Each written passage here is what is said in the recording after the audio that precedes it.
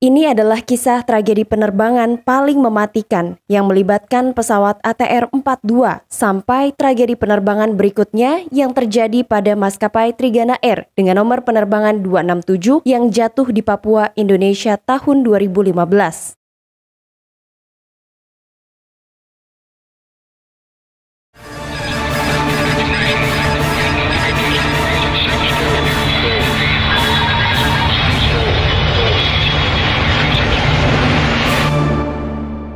Assalamualaikum warahmatullahi wabarakatuh. Hai, hello Delvers. Selamat datang di channel Tamara Delv. Di video kali ini aku akan membahas mengenai tragedi penerbangan dari maskapai Santa Barbara 518, di mana Santa Barbara sendiri merupakan maskapai yang berasal dari Venezuela, didirikan tahun 1995 dan resmi beroperasi 2 tahun kemudian atau tahun 1997. Apa yang kira-kira terjadi pada penerbangan 518? Kita take off ke kronologi.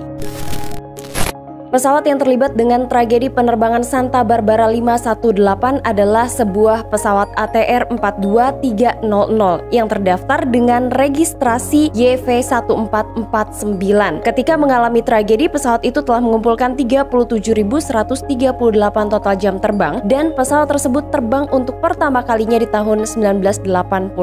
Seperti yang kita tahu, ATR sendiri merupakan sebuah pesawat yang populer untuk penerbangan regional. Selain pesawat ATR-42 yang terlibat dalam tragedi penerbangan 518, ada 2 orang pilot di dalam penerbangan itu. Yang pertama adalah Kapten Aldino Geranito Gomez, 37 tahun, seorang pilot senior dari maskapai Santa Barbara dan merupakan instruktur penerbangan yang telah mengumpulkan 5.053 total jam terbang. First officer-nya adalah Dennis Ferreira Quintal, 27 tahun. Ia telah mengumpulkan 2.112 total jam terbang. Kedua pilot ini merupakan warga negara Venezuela. Pada tanggal 21 Februari 2008, pesawat ATR-42 dioperasikan oleh maskapai Santa Barbara dengan nomor penerbangan 518 yang terjadwal untuk terbang dengan rute Bandara Merida menuju ke Bandara Caracas Simon Bolivar, Venezuela. Di dalam pesawat itu terdapat 43 orang penumpang dan 3 orang kru. Kedua pilot bersiap di Bandara Merida sebelum lepas landas, tapi ternyata sebelum meminta izin kepada ATC, pilot justru sudah menyalakan mesin terlebih dahulu. Baru setelahnya, para pilot ini meminta izin untuk menyalakan mesin ke ATC. Nah, pada saat mereka sudah menyalakan mesin, mereka juga menyalakan sistem-sistem lain di penerbangan 518 atau pada pesawat ATR-42. Pada saat kedua pilot ini sedang mengaktifkan beberapa sistem di pesawat ATR-42, masuk informasi dari menara kontrol yang mengabarkan bahwa dalam waktu sekitar 2 menit lagi akan ada sebuah pesawat yang mendarat di bandara tersebut. Nah, sedikit informasi tambahan, ketika itu Bandara Merida hanya memiliki single runway, sehingga mereka hanya mampu menampung 1 pesawat untuk lepas landas ataupun take off. Sehingga dengan kata lain, ketika penerbangan 518 mendapatkan izin untuk take off, mereka harus segera lepas landas, karena jika tidak, upaya untuk lepas landasnya akan tertahan hingga pesawat yang akan datang itu mendarat dengan aman di bandara. Beberapa saat setelahnya, penerbangan 518 mendapat izin untuk take off tanpa menunggu lama. Maka kemudian kedua pilot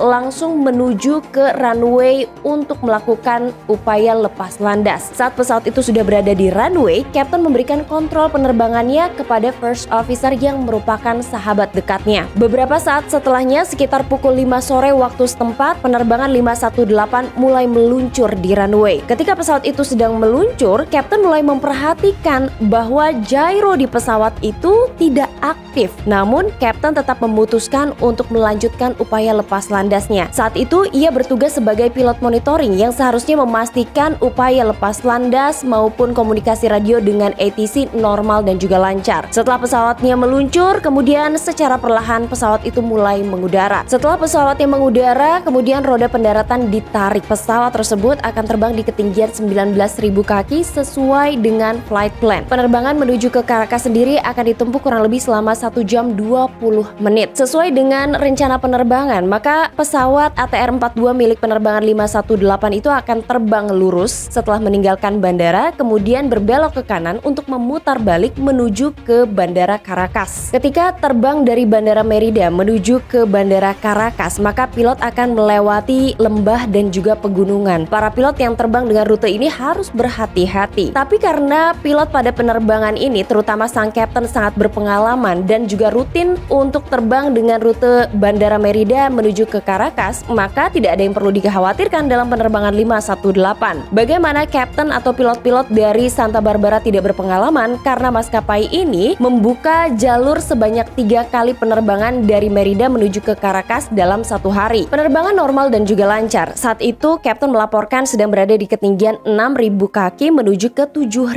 kaki. Kemudian kapten menginstruksikan first officer untuk mulai berbelok ke kiri. Saat itu penerbangan masih normal, pesawat berbelok sambil mendaki. Namun 6 menit setelah pesawat itu lepas landas, kedua pilot dibuat bingung dengan menyalanya beberapa peringatan. Salah satu peringatan yang menyala adalah peringatan GPWS, di mana peringatan itu menginformasikan kepada dua pilot bahwa jarak pesawat dengan daratan sangat dekat. First officer ketika itu panik, ia tidak tahu apa yang harus dilakukan dan ia juga bingung kenapa bunyi peringatan ini terus menyala. Kapten mencoba menenangkan first officer dengan mengatakan semuanya baik-baik saja, tenang saja, tenang. Tapi first officer terus-menerus panik, sehingga kemudian kapten mengambil alih kontrol penerbangan dan berupaya untuk mengembalikan posisi pesawat tanpa mengetahui apa yang terjadi dengan penerbangan itu. Beberapa detik kemudian, tiba-tiba saja pesawat berguncang dengan sangat hebatnya dan di detik selanjutnya pesawat itu menabrak sebuah gunung. Hanya dalam waktu 6 menit 47 detik setelah penerbangan Santa Barbara 518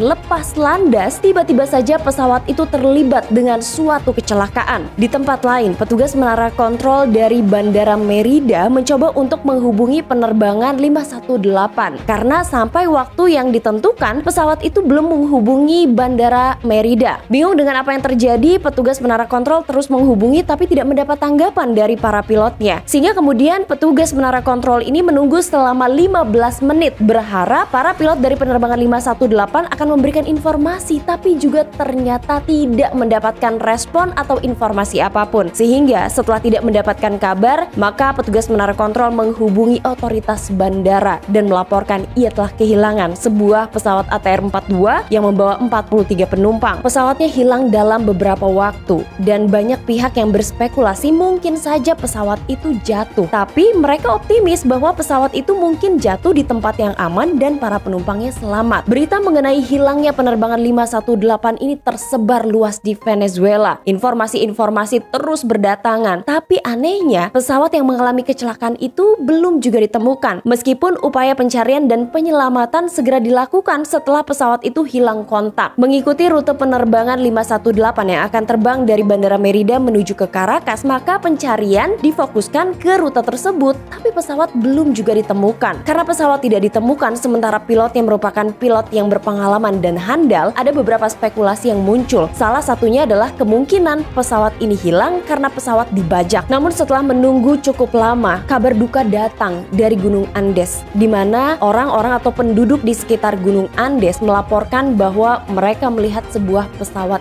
jatuh atau mengalami kecelakaan. Maka dengan sangat cepat tim evakuasi mencoba untuk mencari lagi keterangan apakah ada penumpang yang selamat. Namun saat itu tim evakuasi tidak bisa langsung menuju ke lokasi kecelakaan. Mereka baru bisa menuju ke lokasi kecelakaan keesokan harinya. Medannya terjal dan mereka juga harus menghadapi kondisi cuaca yang sangat dingin. Sikap optimisme dari tim evakuasi ini seketika luntur ketika mengetahui 46 orang yang ada di dalam penerbangan 518 meninggal.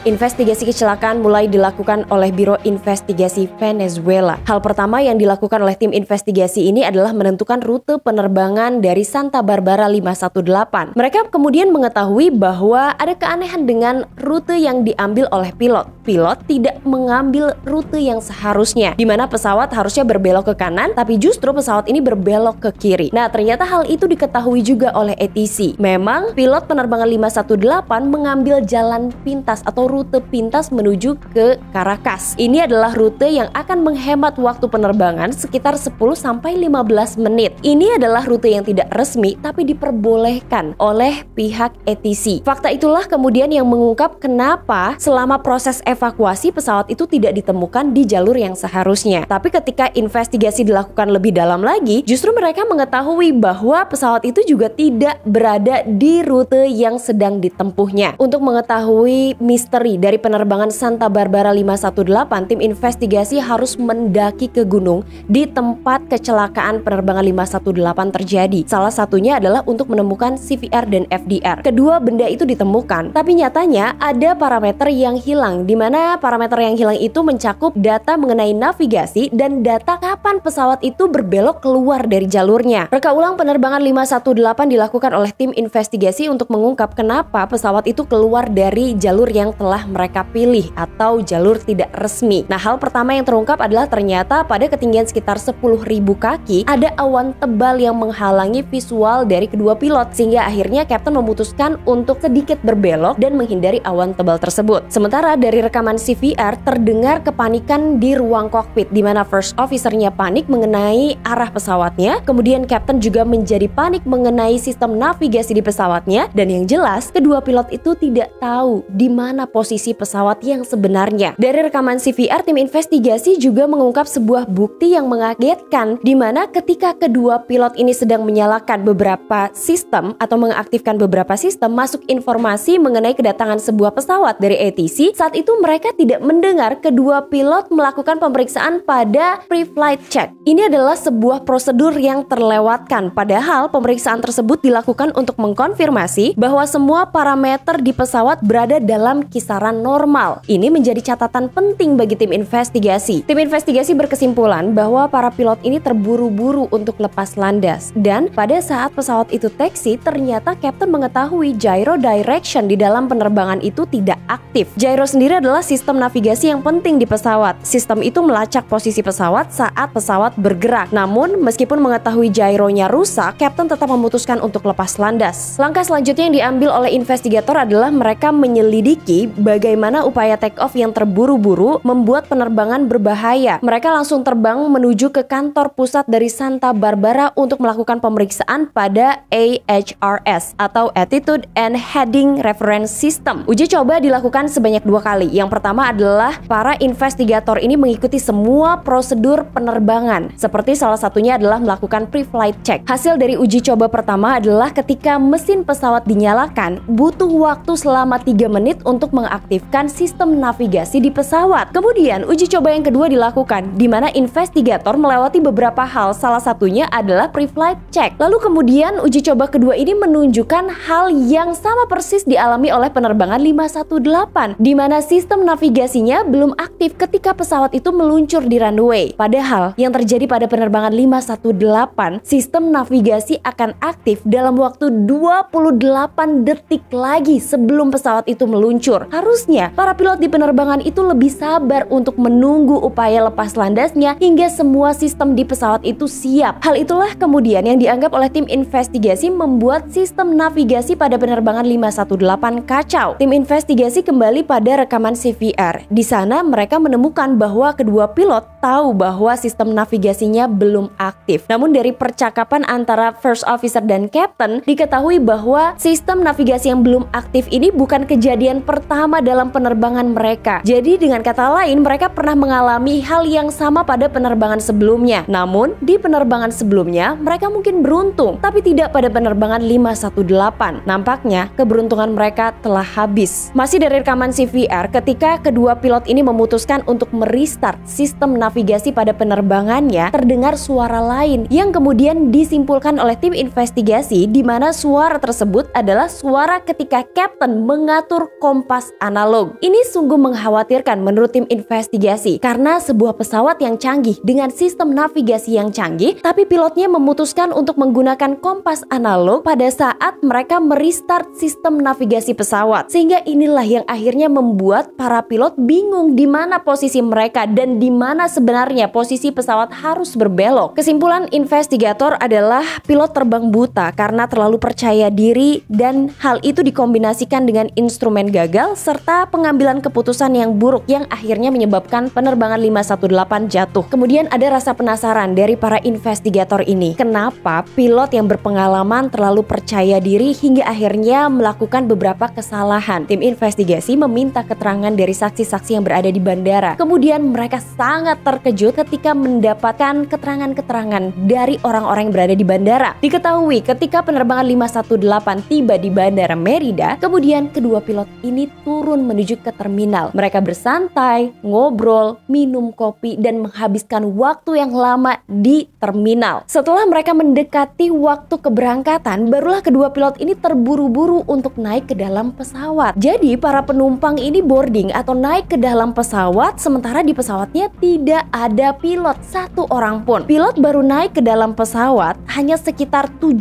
menit sebelum pesawat itu lepas landas, atau sekitar setengah jam dari penumpang terakhir yang naik ke dalam pesawat. Karena kedua pilot ini terlambat dalam upaya mempersiapkan penerbangannya menuju ke Caracas, maka saat mendapatkan informasi dari ATC, kemudian mendapatkan kabar bahwa ada pesawat lain yang akan datang, mereka juga jadi terburu-buru untuk melakukan proses lepas landas. Kedua pilot ini terlalu percaya diri untuk buru-buru lepas landas karena mereka percaya mereka tahu rute dan mereka bisa langsung lepas landas. Setelah tragedi penerbangan 518, kemudian tim investigasi memberikan beberapa rekomendasi. Salah satunya adalah menutup Bandara Merida karena bandara ini dianggap tidak cocok untuk penerbangan komersial. Nah, Delvers, itulah informasi dari channel Tamara Delv yang membahas mengenai tragedi penerbangan Santa Barbara 518.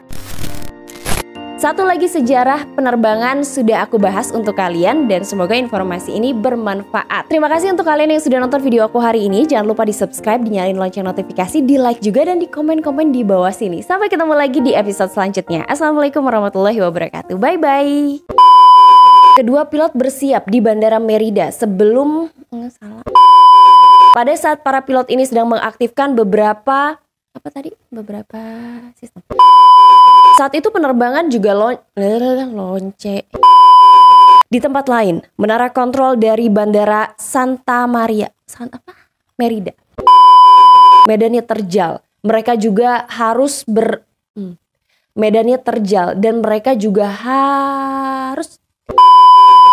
Hal inilah kemudian di mana ketika masuk instant. Nah, itulah Delvers